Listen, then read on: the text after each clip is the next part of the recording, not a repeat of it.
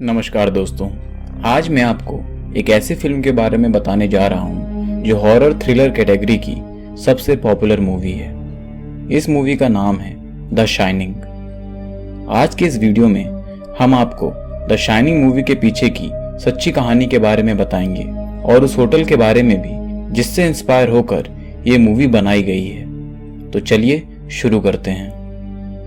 पहले मैं आपको द शाइनिंग मूवी की स्टोरी के बारे में थोड़ी डिटेल्स बता देता हूँ। द शाइनिंग मूवी में दिखाया गया है कि जैक निकोलसन नाम का एक शख्स अपनी वाइफ वेंडी और अपने 6 साल के बच्चे डैनी के साथ ओवरलुक नाम के एक होटल में विंटर केयर टेकर के तौर पर रहने जाता है। दरअसल जहां वो होटल लोकेटेड था उस एरिया में सर्दियों के समय बहुत ज्यादा बर्फबारी होती थी, जिसके कारण वो बाकी दुनिया से बिल्कुल डिस्कनेक्ट हो जाता था और सारा स्टाफ उस होटल को खाली करके दूसरे एरिया में चला जाता था और गर्मियों में बर्फ पिघलने के बाद ही वापस आता था।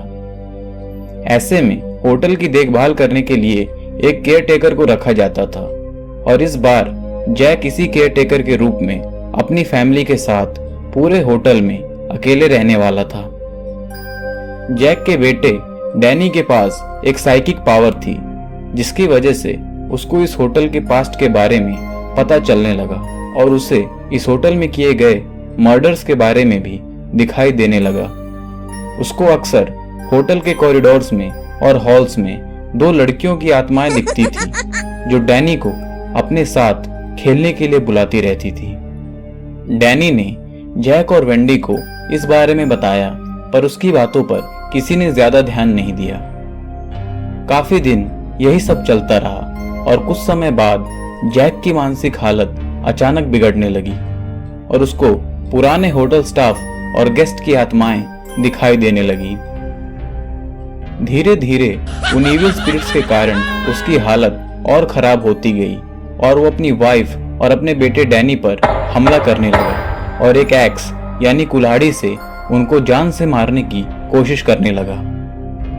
क्या वो दोनों बच पाए या नहीं, ये जानने के लिए आप मूवी देख सकते हैं, पर अभी मैं आपको इसकी रियल स्टोरी के बारे में बताता हूँ जिस पर यह मूवी बेस्ड है। दरअसल ये मूवी एक बहुत famous American author Stephen King की एक नॉवल पर बेस्ड है। कई साल पहले स्टीफन अपनी वाइफ के साथ अमेरिका के कोलोराडो के द स्टैनली होटल में रहने गए थे। बहुत ज्यादा सर्दियों के कारण इस होटल में और कोई गेस्ट नहीं थे और सिर्फ स्टीफन और उनकी वाइफ इस होटल में रुके हुए थे।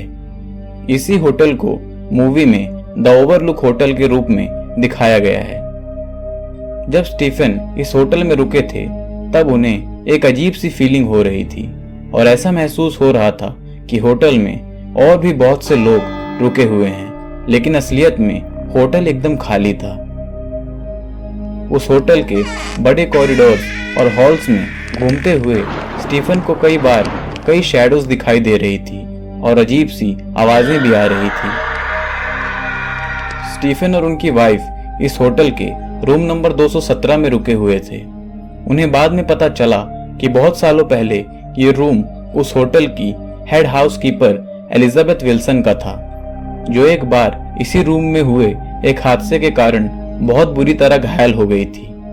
हालांकि वो उस हादसे में बच गई थी, पर ऐसा माना जाता है कि उसकी आत्मा आज भी वहां घूमती रहती है और कई गेस्ट ने उसको हॉल्स में घूमते हुए देखने का दावा किया है। लोग बताते हैं कि वो आज भी उस रूम को क्लीन करती है, लोगों के कपड़ों को फोल्ड करके रखती है और कई बार तो लगेज को इधर से उधर फेंक देती है। स्टीफन कुछ दिनों तक उस होटल में रुके हुए थे और एक दिन उन्होंने एक छोटे बच्चे को रूम से निकलकर भागते हुए देखा और वो बच्चा थोड़ी दूर भागकर हॉल में गायब हो गया। उसी रात स्टीफन और उनकी वाइफ को बहुत अजीब सी आवाजें सुनाई दे रही थी और सुबह उठने पर उनका कुछ सामान गायब था और कई बार तो सामान टूटा हुआ भी मिलता था। कंफर्म करने पर पता चला कि उनके अलावा पूरे होटल में कोई और गेस्ट नहीं था। इन सब बातों ने स्टीफन को काफी हैरान कर दिया था। स्टैनली होटल में हुई इन्हीं सब घटनाओं के आधार पर स्टीफन किंग ने एक नॉवेल लिखी थी, जिसके बेसिस पर द शाइनिंग मूवी को बनाया गया है। तो दोस्तों, आपको क्या लगता है कि इन सब घटनाओं के पीछे क्या कारण था? क्या सच में उस होटल में आत्माएं रहती थी या कुछ और कारण था? और क्या आप द स्टैनली होटल में जाकर रुकना चाहेंगे? नीचे कमेंट्स में जरूर बताएं। ऐसी और वीडियोस के लिए चैनल को सब्सक्राइब जरूर कर लीजिए और इस वीडियो को लाइक और शेयर करना बिल्कुल ना भूलें। धन्यवाद।